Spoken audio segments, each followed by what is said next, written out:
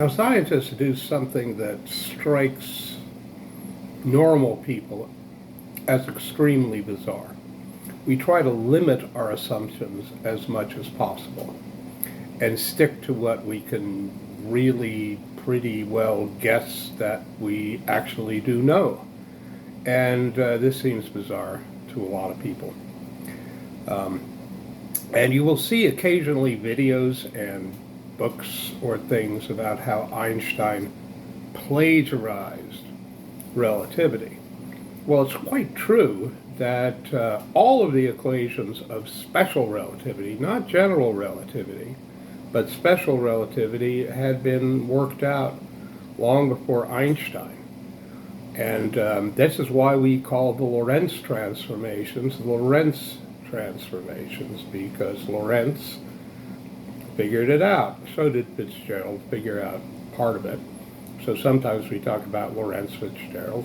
We try to give credit, but they assumed this weird thing called the luminiferous ether that was all around us and was so thin the Earth could pass through it without slowing down, and so thick that the speed of light was so high. It was the medium for light.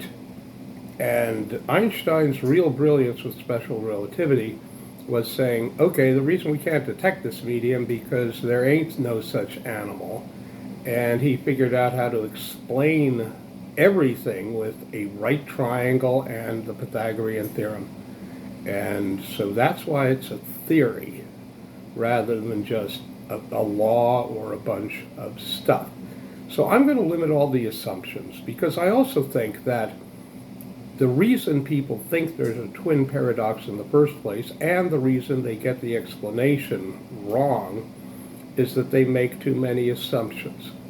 So the following explanation is not going to involve acceleration at all.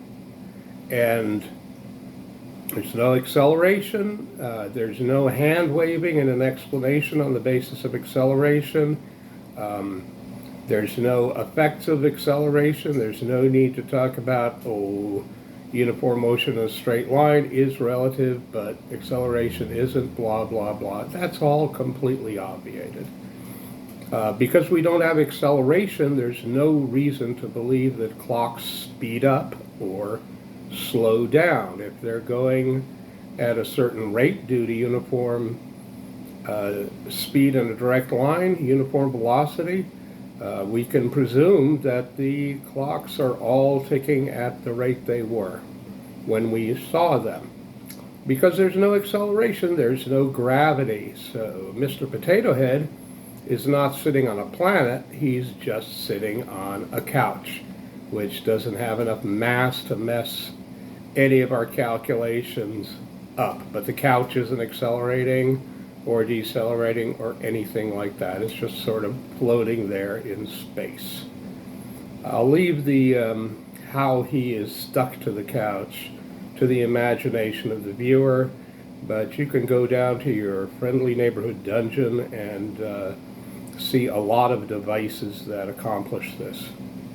So the second thing we're going to do is we're going to say that the only measurements we can count on and the only measurements we'll take are local measurements. That is right here, right now. So maybe the Buddhists were right about that. There is only the here and now. So what can we measure? Well, we can only measure when something else is close to us. So close we don't have to worry about stuff like, is it coming toward us? Is it going away? Is it at a distance and light takes time to get from the clock to our eyeballs? And yada, yada, yada. We'll just completely obviate all that stuff by making all measurements local.